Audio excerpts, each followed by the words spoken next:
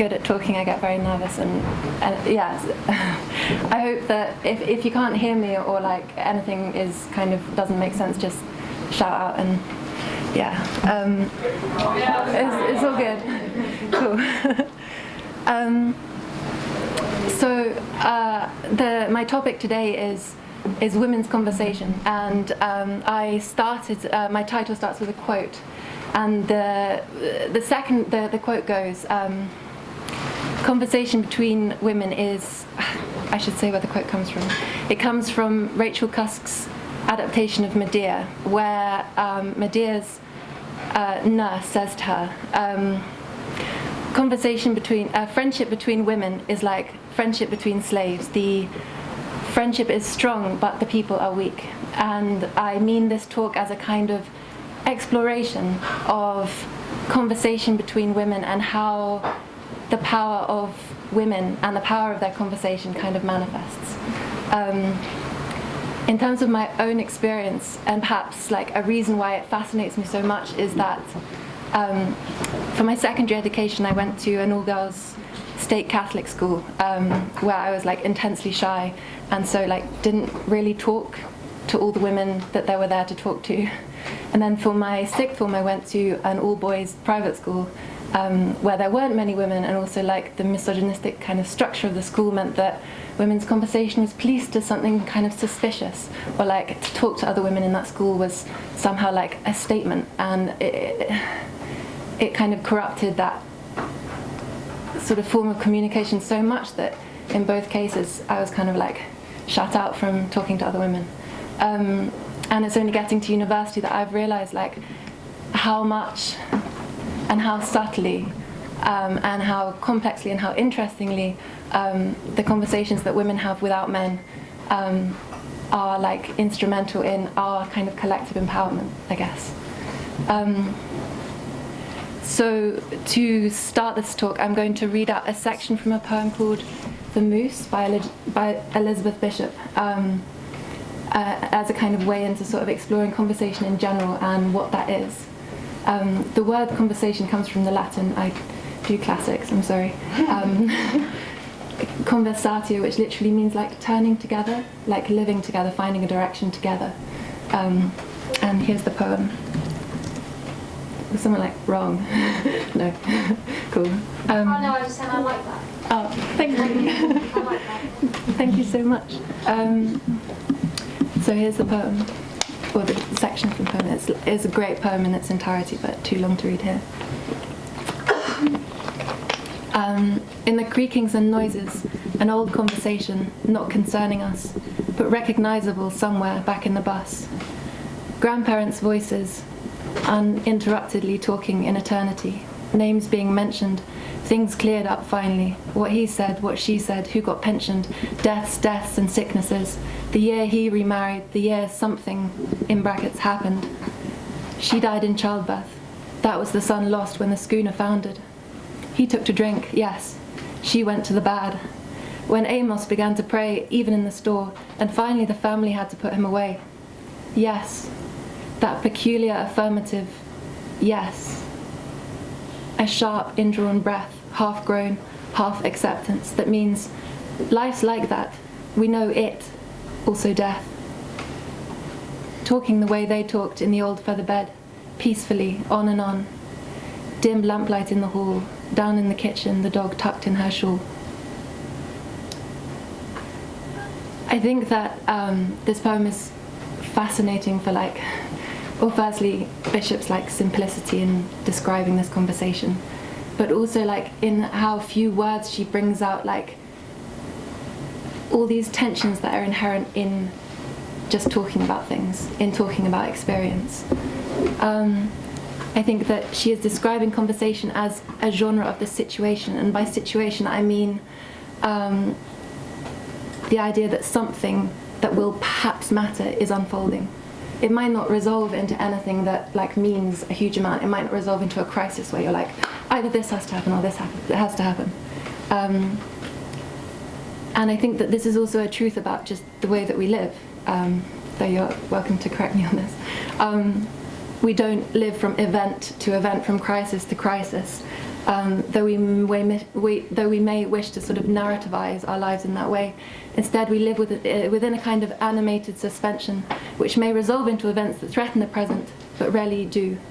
Most often, we continue. But when I say we continue, I don't mean it reductively. What I mean by continue is we make and remake our lives, and we are made and remade.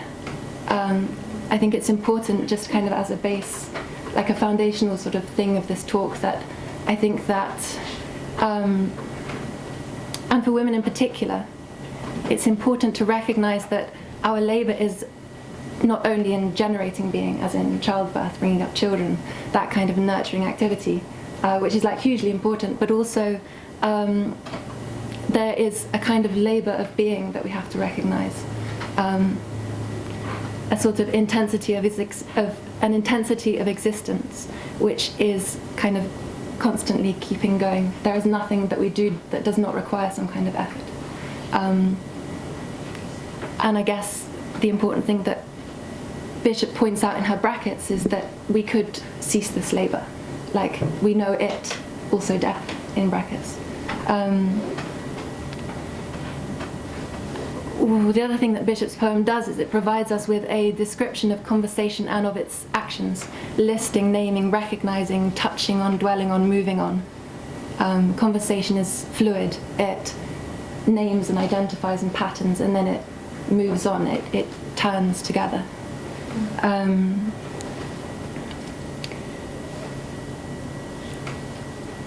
Conversation, as I said, it patterns experience. It doesn't narrativize, it doesn't say this means this or this will lead to this. And I think that that's its power, and also something that's been picked up on as a weakness, which I'll come back to later. I think the other thing about conversation is that it takes place within intimacy, within forms of intimacy and structures of intimacy, and it takes its material from analysis of intimacy. It acknowledges, contains, builds, and interprets the relations that structure our experience. What do we experience if we don't experience it through someone else or with someone else or in relation to someone else or something else? Finally, I think another thing that the kind of simplicity of Bishop's language expresses is the detachment that is required to articulate, discuss, and interpret experience, since it is what will not be reconciled or assimilated that measures the situation. You have to have some part of yourself separate.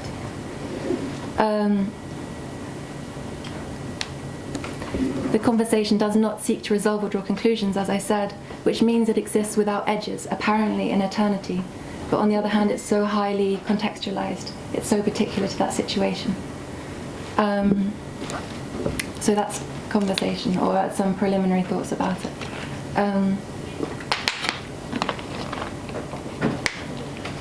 So to talk more specifically about women's conversation, there's been lots of really interesting stuff written about gossip. So,